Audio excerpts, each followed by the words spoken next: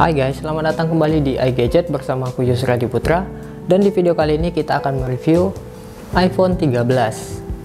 Dan iPhone 13 ini hadir dengan 5 pilihan warna, yaitu Red, Starlight, Midnight, Blue, dan Pink. Sebelumnya aku mau kasih tahu dulu nih, kalau kotak dari iPhone 13 series sekarang udah nggak pakai plastik lagi, tapi langsung pakai stiker seal green peel kayak gini. Isi dalam boxnya cuma ada kabel charger, kertas manual, SIM injector, stiker logo Apple, dan iPhone 13. Udah, itu aja. Dan untuk unit yang kita review ini warna blue atau warna biru dengan varian 256GB. iPhone 13 ini menggunakan bahan aluminium yang berfinishing doff pada frame sampingnya, jadi bikin kesan handphone ini makin terasa mewah dan premium. Lalu untuk backdoornya, iPhone 13 ini menggunakan bahan kaca yang berfinishing glossy yang mudah ninggalin sidik jari kita, jadi bikin kesan handphone ini terlihat mudah kotor. Lalu untuk bobotnya, iPhone 13 ini masuk dalam kategori ringan dengan berat 173 gram yang lebih berat 11 gram dibandingkan dengan iPhone 12. Dengan tambahan 11 gram ini, iPhone 13 memiliki peningkatan kualitas baterai yang lebih unggul daripada iPhone 12 karena diklaim bisa bertahan 2,5 jam lebih tahan lama. Kapasitas baterainya pun mengalami peningkatan, yang sebelumnya di 2815 mAh sekarang menjadi 3227 mAh dengan fitur fast charging 20 watt yang bisa ngecas dari 0 hingga 50% cuman butuh waktu 30 menit aja. Juga bisa ngecas tanpa kabel atau menggunakan wireless charging dengan daya 7,5 watt dan 15 watt wireless charging menggunakan produk MagSafe. Jadi untuk urusan baterai tentunya iPhone 13 ini udah cukup bisa diandalkan untuk aktivitas sehari-hari kita, dimana dia bisa bertahan seharian dari pagi hingga malam. Lalu untuk desainnya, iPhone 13 ini mirip sekali dengan iPhone 12, yaitu sama-sama masih menggunakan desain yang mengkotak. Tapi kalau dilihat secara detail, ada sejumlah perbedaan yang diterapkan Apple. Salah satunya adalah pada poninya atau notch yang ukurannya kini diperkecil hingga 20% dibandingkan dengan generasi sebelumnya. Di dalam poni tersebut ada kamera selfie dengan 12 megapiksel, kamera infrared, scan wajah atau Face ID, dan beberapa sensor pendukung lainnya. Terus untuk membuka handphone ini kita tetap disajikan dengan fitur Face ID-nya yang kecepatan dan akurasinya itu sangat baik sekali. Lalu untuk layarnya, iPhone 13 ini memiliki ukuran yang sama dengan iPhone 12, yaitu 6,1 inci dengan resolusi 1170 piksel dikali 2532 piksel dan aspek rasio 19,5 banding 9. Layar iPhone 13 dibekali dengan teknologi panel OLED Super Retina XDR display yang diklaim 28% lebih terang dari generasi sebelumnya. Tingkat kecerahan layarnya sendiri mentok di angka 800 nit, namun akan ditingkatkan ke 1200 nit ketika sedang melihat konten XDR. Layarnya juga sudah dilapisi dengan kaca Corning Gorilla Glass dan diproteksi dengan ceramic seal yang buat layar handphone ini makin kuat dan tahan terhadap goresan. Dan juga punya IP rating 68 yang bisa bertahan terhadap tekanan air dan debu. Lalu untuk audionya, iPhone 13 ini punya dual stereo speaker yang berada di atas dan di bawah handphone ini. Suara yang dihasilkan juga sangat baik dan nyaring. Tapi sayangnya iPhone 13 ini tetap nggak menyediakan lubang audio jack 3,5 mm. Dan untuk kualitas audionya, kalian bisa simak aja video berikut ini.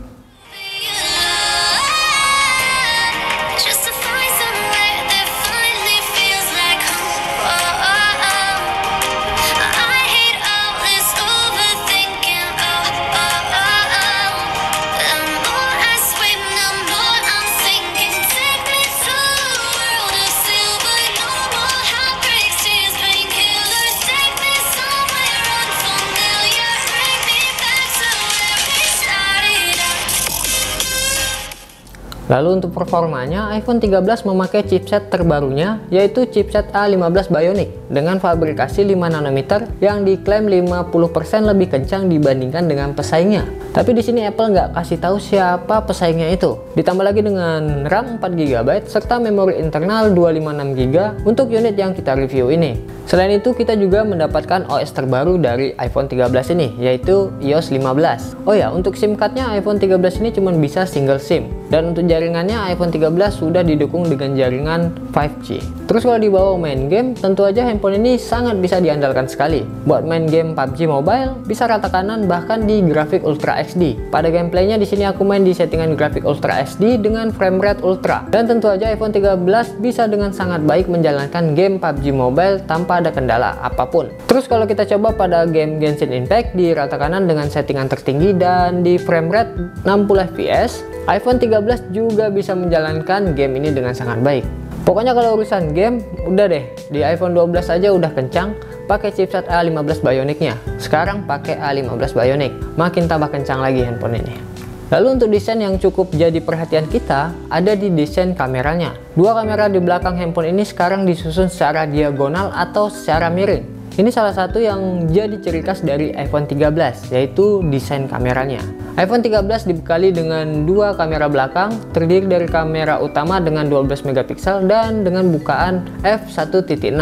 Kamera utama pada iPhone 13 ini memiliki peningkatan kualitas dari iPhone 12 karena dilengkapi dengan teknologi sensor Shift OIS yang pertama kali diperkenalkan di iPhone 12 Pro Max. Lalu untuk kamera keduanya yaitu kamera ultra wide dengan 12 megapiksel dan dengan bukaan f2.4. Untuk hasil fotonya iPhone 13 ini nggak usah diragukan lagi karena kualitasnya udah menyamai dengan kamera profesional. Lanjut ke kamera depannya yaitu kamera selfie-nya. Di sini iPhone 13 memiliki resolusi 12 megapiksel dengan bukaan f2.2.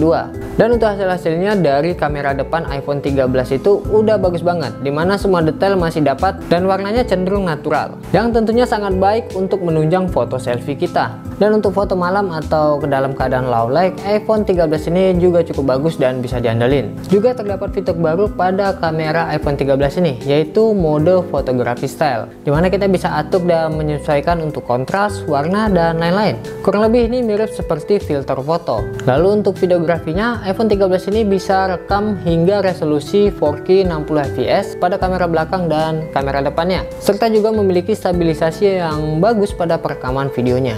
Dan satu lagi untuk fitur baru pada kameranya yaitu fitur sinematik, dimana dia bisa rekam video dengan background bokeh dan juga bisa menyesuaikan fokus secara otomatis, serta bisa diedit lagi untuk ditentuin fokusnya bahkan setelah perekaman videonya selesai. Dan bagi kalian yang penasaran dengan kualitas dari perekaman videonya, kalian bisa simak aja video berikut ini. Oke, sekarang kita nyobain fitur sinematiknya, dimana dia bisa bikin video itu bokeh untuk background belakangnya. Contohnya kayak gini nih, langsung aja aku cobain. Kalau misalnya aku noleh ke samping, nanti dia bakal ambil fokusnya ke sini seharusnya ya. Oke, langsung aja kita coba.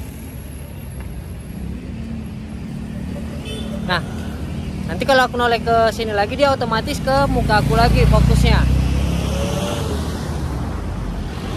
Oke, kurang lebih videonya kayak gitu nih. Terus dia cuman bisa ngerekam di resolusi Full HD 1080 30 fps. Itu aja sih kelemahannya. Terus juga kadang juga susah mau deteksi fokusnya sih, apalagi kalau kurang cahaya ya. Kira-kira gimana nih untuk kualitas sinematik modenya? Kalian bisa nilai sendiri ya dan tulis di kolom komentar. Oh ya, satu lagi, jadi juga bisa kita edit nanti setelah kita ngerekam video ini. Kita bisa nentuin fokusnya di mana, mau muka aku atau background ini. Nanti kita bisa edit juga secara langsung. Terus apa lagi ya? Oh ya, dia juga bisa ngerekam di kamera depan dan kamera belakangnya. Terus apa lagi? Oh ya, dia juga bisa setting untuk ketebalan buramnya, mau buram sekali atau tipis-tipis saja buramnya. Jadi kita bisa nentuin sendiri. Jadi ala-ala apa ya, film ya, sinematik film gitu ya. Kita bisa nentuin fokusnya, bagian background itu ngeblur, kurang lebih sih seperti itu. Oke, sekarang kita bakal nyobain untuk kamera depan dan belakangnya. Oke, sekarang untuk kualitas kamera depannya, dimana dia bisa ngerekam hingga resolusi 4K 60 fps, dan untuk stabilisasinya juga aktif. Untuk dynamic range-nya gimana ini? Oh, harus diketik dulu ya. Terus juga agak buram muka aku, harus disentuh dulu layarnya. Kalau misalnya aku tekan muka aku, wah bagus sih, kurang lebih kayak gitu. Untuk audionya kalian bisa nilai dan dengerin sendiri ya, karena aku nggak bisa dengerin. Kalau kita coba tes lari gimana? Oke, aku lari kecil aja sih udah goyang ya untuk stabilisasinya. Oke, gimana nih menurut kalian? Kalian tulis di kolom komentar ya. Dan sekarang untuk kualitas kamera belakangnya sama, dia juga bisa ngerekam di resolusi 4K 60 fps. Nah, kayak gini. Kalau kita bawa lari sih sama sih. Agak goyang untuk stabilisasinya. Terus dynamic range-nya juga udah cukup baik. Nggak ada yang perlu dikomentari sih untuk kualitas kameranya sebenarnya ini. Karena menurut aku udah cukup baik sih ini kualitas kameranya, dan kualitas foto-fotonya juga udah sangat baik sekali. Menurut kalian gimana ini? Kalian bisa tulis di kolom komentar ya. Oh ya, terus juga dia bisa ngezoom sampai berapa ini? Kalau nggak salah sampai 3 kali optical zoom aja. Oke. Sip, kurang lebih kayak gitu. Oke, ini adalah contoh perekaman kamera depan untuk iPhone 13. Kita ngetes untuk night mode-nya ya. Ini kondisi malam hari dan di resolusi 1080 Full HD di 30 fps. Karena aku coba ngetes di 60 fps langsung hitam. Terus kalau di resolusi 4K juga langsung hitam muka aku. Nggak ketolong sama night mode-nya.